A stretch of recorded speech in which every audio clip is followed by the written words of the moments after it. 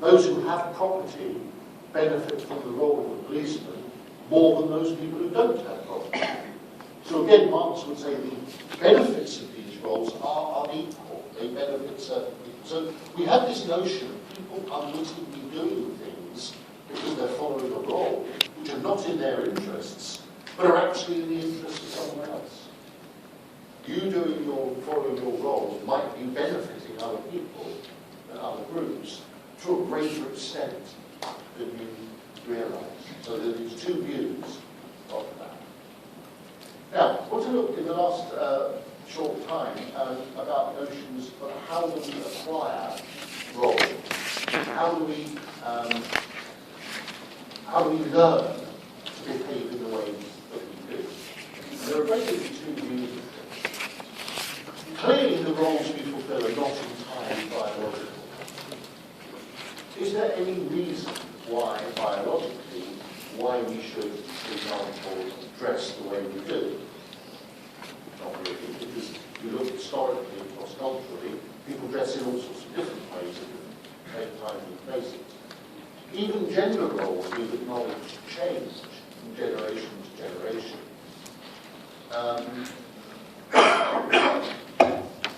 My stepfather was a pilot in the Air Force, and when he joined the Air Force in 1961, the notion that a woman could fly a plane in the British Air Force was absurd. It was laughable. He was based in Singapore for 2 years in the 1960s. By the time he retired from being a pilot of an airline, there were many, many female pilots flying not just in the airlines but also in the Air Force. The role of women is changed. So is it biological? No, it can't be biological because it changes within generations and is different in different places. So how do we learn these roles? How do we acquire them? What are the mechanisms and what are the processes? Again, we can look at two approaches. We can begin back to where we were with the functionalists, Parsons. I've just called it their structural functionalism because it's functionalist in the sense that roles benefit society as a whole, but it's interested in the relationship between the structures in society rather than individual people. And Parsons has two concepts here. The first one he calls primary socialization. That's what happens in the family. That's what turns a screaming baby into a sort of reasonably civilized child. This is what gets you the initial stages of learning language, of learning rules, of learning what you should and shouldn't do. Secondary socialization continues into adulthood. This, if you like, is the fine-tuning. This is equipping us for particular roles. So it begins at school, but it continues in institutions like universities, colleges, professions. You're learning how to be accountants or bankers or economists. You've started that process here. You will continue that process when you leave and go and get a job and start becoming socialized into the norms of your particular firm or your particular profession. Now for Parsons, this was a really fairly straightforward process. What he says is we internalize it. It's about internalization. That is, bringing into ourselves, but actually bringing into ourselves as part of our personalities the norms, the ways of behaving in particular contexts. So we don't just follow rules because there are sanctions if we don't. So for example, you're following the role of a student at the moment. The reason you're wearing the clothes you are, the reason you're sitting in clothes and not doing certain things, is not really because you're afraid that if you didn't, someone would punish you or ask you to leave. You're primarily doing it because you feel fundamentally, internally, almost morally, that it's the right and proper and appropriate thing to do. So for Parsons, we absorb, we internalize this sense of what is right, what is normal, what feels appropriate in a given context. So it is the process really by which our personalities absorb the requirements of the social structure, and that we therefore act in ways that allow these social structures to continue to operate in a functional way. We've all learned the sick role, but you didn't know about the sick role until I told you about it just now. But you've all followed the sick role. You've all been sick, you've all acquired these rights, you've all acquired the obligations that go with it, and you've fulfilled them. So that's because you have internalized the requirements of social structures in which you operate. So that's Parsons' view. Now, that sounds almost like 1984. That sounds almost Orwellian, doesn't it? Are we really these sponges that just absorb the requirements of our society? Are we pawns in a game of chess being played by the institutions of our society? Are we really that gullible? Are we really that gormless that we are all just playing and following these roles? Or should we consider the possibility that actually human beings might not be quite like that, and that we might, after all, have a little bit more freedom to make our own minds up than these massive, gormless individuals that people like Parsons assume that we are? And this brings me to this theory, this approach, which is called symbolic interactionism. And it begins with a very simple assumption. Human beings are not like animals in an important sense. Simple learning, stimulus response, you know, the behaviorist stuff, the Pavlovia, the Skinner and Watson, all of these psychologists who think that human beings learn like animals, i.e. you punish them and they stop doing it, you reward them and they carry on doing it. That's basically the model that Parsons is assuming. Symbolic interactionists say, well actually no, human beings are much, much more complex than that. And their approach to learning, and their approach to behaving is very, very different from animals. And in particular, they argue that Parsons' approach is excessively passive. We are not that passive, and that human beings are actually much more active as individuals in our way of absorbing and interacting with the institutions of society. And the place to begin with is this gentleman called George Herbert Mead, who was a philosopher at the University of Chicago. So symbolic interactions have emerged in the University of Chicago from about the 1920s onwards. And Chicago was a very important place in the history of sociology because it's where this very different way of looking at society emerged. And Mead, interestingly, Mead never published much in his lifetime. Most of his work was based on students who went to his lectures, taking notes and then publishing them afterwards. So I do hope you're all taking good notes, because you might need to publish them if I drop dead somewhere. Read the new Mead scholars. I want you to just look at that phrase at the bottom of that. Don't worry about it, because it's not immediately apparent what it means, but I'll explain that to you in a minute. Mead says human beings are capable of being both subject and object of their own experience. Now, what's the subject and object of their own experience? Well, let me give you some examples. Does anyone here like dogs? A few dog lovers? Anyone got a dog? Maybe? I've got two dogs, actually, very small ones. One's white, called Mr. Scrambles. He's about that big. And the other one's black, called Albus. My son named him after Harry Potter master. He's black. Black and white. Scramble is passive and weak. Albus is bully. Bully's the other one. He does all sorts of pleasant things to it. Okay, imagine Mr. Scramble was here on the stage. I'll tell you about Mr. Scramble because you know I would never do this, but imagine Mr. Scramble is here on the stage, and I walk up to Mr. Scramble and I kick him really hard like that. What's he going to do? What do you think he might do? Will he bark at me? Yelp?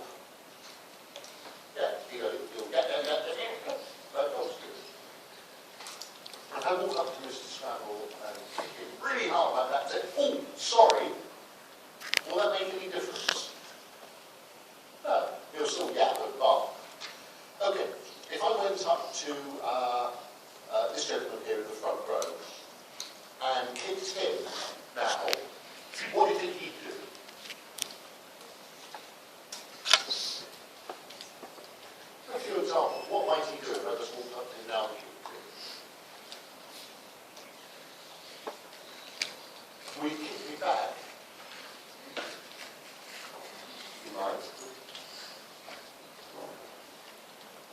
What if I went up to him and kicked him and said, oh, sorry, would that make a difference? Yeah, it probably would. Because actually, as soon as I kicked him, all your faces went, actually, what would he do? And of course, that will depend on what he thinks I was intending when I kicked him. In other words, before he responds, he will look at himself through my eyes and try to guess what my intentions were before I kicked him.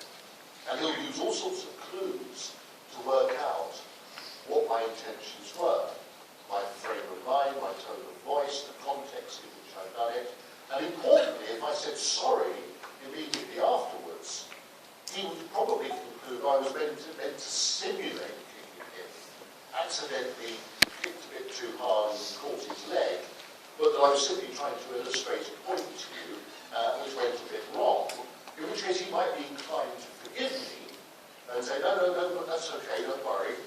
But if he thought I just didn't like the look of him and was just kicking him because I felt like it, he'd think I was possibly slightly insane. Or if I was doing it because I was trying to mug him and steal his wallet, he might feel the police ought to be called. There are many different reasons why he might imagine I am kicking him. And depending on which one he selects, his next course of action will be determined by that. Now, Mr. Scramble, bless him, you can say sorry to him, you can explain why you kicked him, you can even stroke him, that doesn't make any difference. You know, his reaction is a simple stimulus-response reaction because he does not have the capacity to be both subject and object to his own experience. He is the subject of his experience, he received the kick, but he cannot be an object. So in other words, he can't see himself as other people see him. And on that basis, decide what he's going to do next. So human beings do not really react to stimuli. Human beings interpret the meaning of stimuli and act on that basis. What sense we make of what's going on around us will determine what we do next. If we think one thing is happening, we'll do one thing. If we think something else is happening, we'll do something else. So all of the time I'm standing here, I'm talking to you, I'm looking around the room, I'm saying, is there anyone asleep? If anyone falls asleep, one or two, that's okay, you always get a few, but if the entire room is asleep, I'm looking at myself through your eyes and I'm thinking, I'm doing something wrong here. Either these guys are out until 4 in the morning, or I'm really boring. This is terrible. I'm going to try and change tack and start talking about kicking dogs or something that might wake them up. Because I'm doing what he calls taking the role of the other. We are monitoring ourselves as others see us.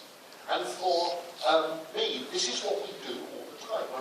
We're not passively acting out roles. We're not just following blindly like robots a script that has been written into us. We're actively interpreting our social environment and planning actions, what we do next, on the basis of those interpretations. And Mead argues that this capacity to do this is as a result of two stages of development in the human being. The first is what he calls the play stage. That is, when we're little, we practice being other people. You can remember doing this, playing games like pretending to be your mother or your father, telling off your brothers and sisters as though you were a school teacher, being doctors and nurses, or dressing up as Superman or Spider-Man, or both of my sons who used to love dressing up as Spider-Man and that kind of thing. Well, we didn't, obviously Spider-Man wasn't around, he was writing, or talking about this in the 1920s. But nevertheless, this is something that children typically do. They pretend to be someone else. My grandson is 2 here, and recently I've got a photograph of him cleaning in my he sees clean when he's cleaning. So he's probably seen his mother clean and he's copying her. He's being her. And so for me, what happens is we spend a long time seeing, practicing, looking at the world as other people see the world, not just as we see it. It's getting into other people's role, being someone else. Then, as we get older, we start to enter what we call the game stage, which is when we start to see not just individuals, but we start to see ourselves through the eyes of groups. So an example would be you start playing sport at school, you start playing football. You're in the red team and you're playing against the green team. So you have to see yourself as a red through the eyes of the greens. So you begin to see yourself through the eyes not of one person, but of a general other. And this term, the generalized other, is for me vitally important because as we go through life all the time, every day, every circumstance, we are monitoring ourselves through the eyes of the generalized other. So why is everybody in here wearing similar clothes? Because when you got up this morning, you actually rehearsed the idea of wearing various different items of clothing. Assuming, like, if you're not like some students, you've only got one clean shirt and that's already worn. But assuming that you woke up this morning and you had a choice of what you wear, you engage in a process of mental rehearsal. We'll say more about this in a minute. If you consider it, shall I wear the blue shirt? How will I look in the blue shirt? Shall I wear the green shirt? And if you know you're seeing that girl that you rather like today, that boy you rather like today, you might reach a different decision on which shirt, how you want to present yourself, and how you want to look. You're not just blindly following a role, you're engaging in an actual interpretation. You're imagining how other people will see you and acting accordingly. So Mead has this idea of the social self. That is what we are. We are social. We have a social self. And the social self, for him, has two parts. He helpfully calls these, on one hand, the I, and on the other hand, the me. Now, the I is the private, instinctive, spontaneous. The I is the one that says, I think I'll go to the pub now and drink lots of beer. He says, how would that look to the people around you? So, for example, if you're at work, you might think, right, it's lunchtime, I'm going to drink lots of beer. The me says, actually, how would that look to your boss? How would that look to your workmates? How would that look to your wife? Actually, how does it look if I go out at lunchtime and drink lots of beer and come back and fall asleep in the office? It doesn't look very good. So by taking the role of the other, you consider and reject courses of action all the time. So we're not engaged in a process of robot-like doing what the role says. We are appraising alternatives. We are assessing our performance through the eyes of other people. And effectively, this is a conversation between the I think I will do X, and the me, well, are you sure you should do X? Because you might look a bit of a prat if you do. So the idea is that you start off with an idea, but then you appraise it, you assess it, and then you decide what you're going to do on the basis of it. So conformity to norms for people is not just, as Parson says, a question of internalizing it, absorbing it. It results from this constant active process of considering alternatives, considering possible reactions, coming up with modified possibilities, considering the reaction to that, and then acting on the basis of the outcome of that process of the conversation between the I and the me. It is not a passive process. We are actively involved, and for this reason, it is a lot less predictable, according to Mead, than someone like Parsons would say. Because we get things wrong. We make misjudgments. Our perception of ourselves through the eyes of others is not perfect. And so there is much, much more scope for social order effectively to break down than in the case of Parsons.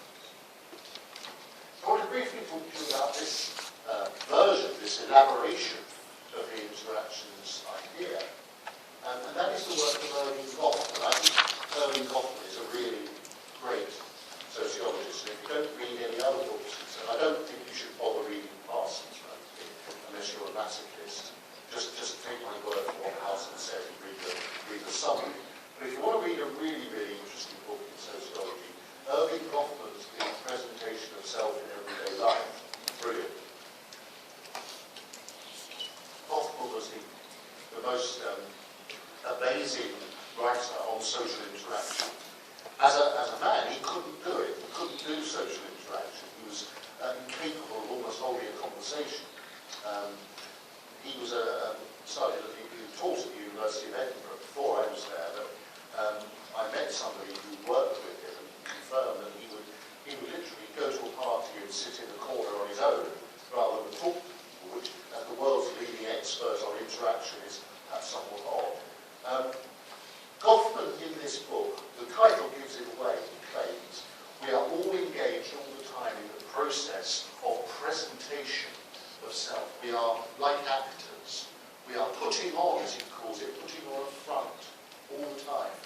We are constantly trying to be somebody in the eyes of other people. So we're not just, I'm going walking around being a lecturer and I've absorbed the role of lecturer and I'm going to follow that.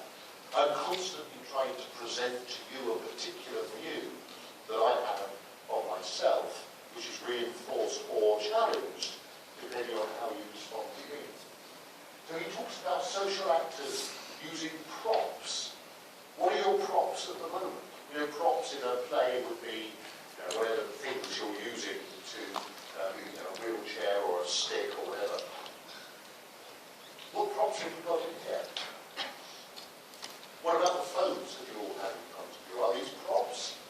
What are these phones saying about you? I'm a modern, connected person. I've got a trendy phone. I'm up there with the modern crowd. It's just not trying to present to the world a particular image of yourself. If you had an awful phone, a really old phone, you wouldn't put it out in front of you. You wouldn't use it as a prop. You'd be embarrassed by it. So when you do leave your phone up on display, mine's here, but pretty good. You're saying something about yourself. Your costume, your clothes, the clothes you wear. If you were going for a job interview, would you be wearing what you're wearing today, most of you? I wouldn't think so. If you were going men for a job interview, you'd probably wear a shirt and tie, a suit and jacket. You would use the costumes to manage the impression which others have of you. You would be wanting to tell the audience, and if you've got an audience, this is what I'm like. So if you're going for a job as a lifeguard, you probably wouldn't wear a three-piece suit and carry a briefcase.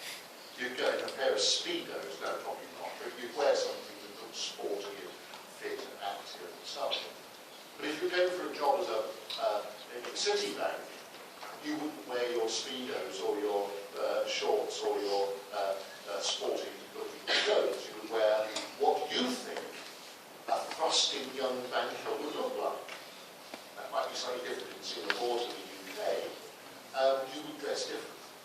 When you come to a graduation ceremony, and we all have to go out there, I have to wear my gown, you wear your gowns, and I stand on the stage and we shake hands, go through all this.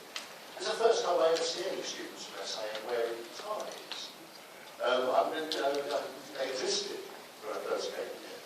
But people wear them. Ladies, it's even funnier with the ladies, because you've all got really flat, sensible, comfortable shoes on today. Most of you. When you come across the stage of graduation, probably for the first time in your life, you will be wearing a pair of heels like this. So every year we have somebody falls. It's like a tightrope. They come across the stage like this. And I'm sitting there in the front row and I'm whispering to the person next to me, she's going to go.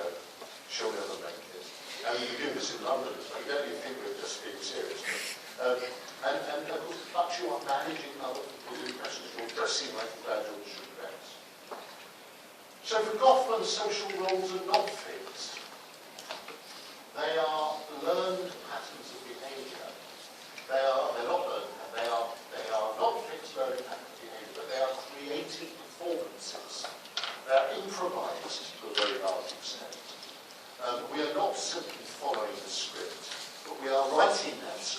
ourselves according to some very general guidelines which are out there. And we are doing this, of course, more or less successfully. We're not perfect at it. And we don't quite know which direction things are going to take. And, for example, I've given exactly the same talk as this ostensibly to a group of students yesterday, but there are things I said to them that I haven't said to you, and things I've said to you that I haven't said to them. Because as this talk goes on, I think, right, they're getting a bit bored with this subject now, let's move on to something else. Whereas yesterday they got bored with different points, so I kept on certain things and cut back on other things. Still much the same, but we don't quite know how the interactions are going to end once we embark on it. And of course, the way other people see you, this theory suggests, has a very important impact on the way you see yourself. So a number of Goffman's books, every bit as good as this one, is called Asylums. Have you heard of Asylums by Irving Goffman? Well, it's about what it says. It's about mental institutions. And a mental institution is what Goffman calls a total institution. In other words, everything you do takes place inside this one place. It's like a boarding school, or living in a submarine with a crew, or in this case being a prison or a mental institution.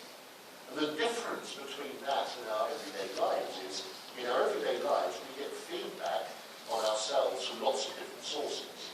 So it might be that everyone at work thinks you're an idiot. Everybody around your work is looking at you as a fool. And so in the work context, eventually, you can't avoid seeing yourself as others see you as a bit of a fool. However, at home, your family sees you completely differently. They think you're bright, they think you're sophisticated. So you are effectively capable of being two different people. And you have two different views of yourself, depending on the context in which you derive it. But in the case of total institutions, everything takes place in one space. So if they think you're a fool, one person thinks you're a fool, typically everybody will think you're a fool. And so Goffman points out that when people enter a mental hospital, very often, that doesn't think there really is any such thing as mental illness. The person is there because they've had some stressful incident, something's gone wrong in their life. But all of a sudden, once they enter the mental hospital, all their other identities are stripped from them. So they could have been a doctor, a father, all the other roles we're talking about have been stripped from them. And they become one thing and one thing alone. And that's a mental condition. So everything they do and say is interpreted by the people in the authority there as evidence of their mental illness.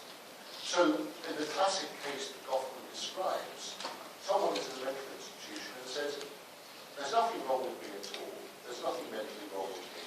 I need to be released and should be released from this institution immediately.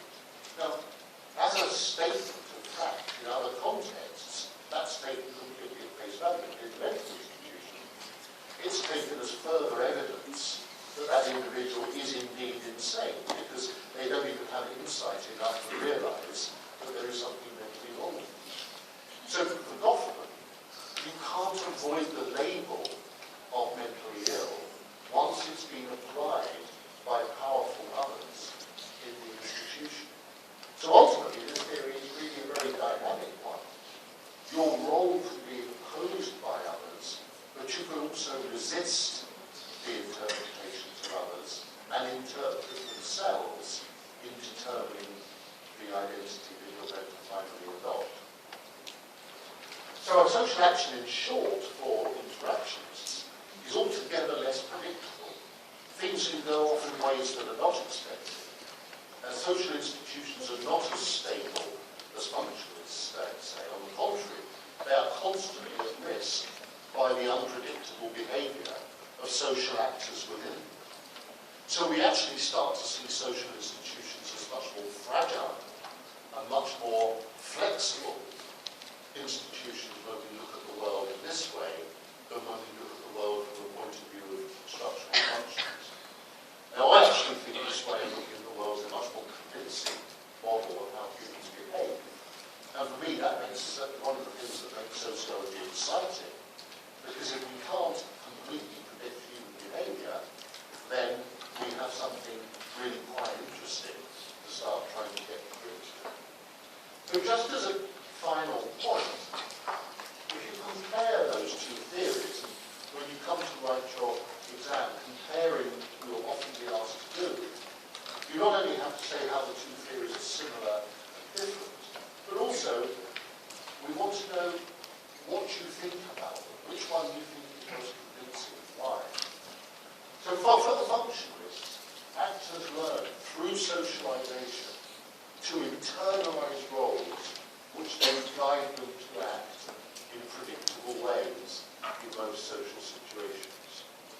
They have little freedom to deviate from these powerful, socially determined patterns.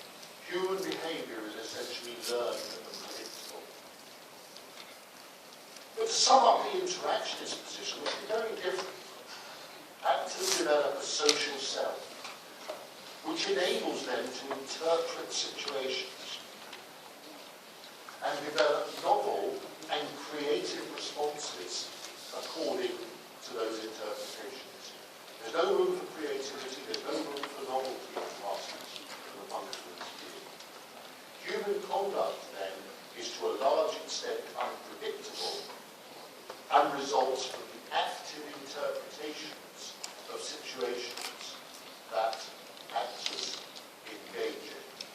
The great Chicago sociologist W.I. Thomas put it like this: if men define situations as real, they are real in their consequences.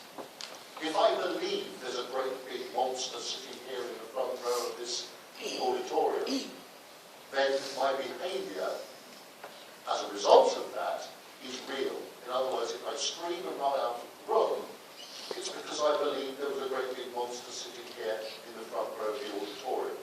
Whether or not there is really neither here nor there if you want to explain my behaviour.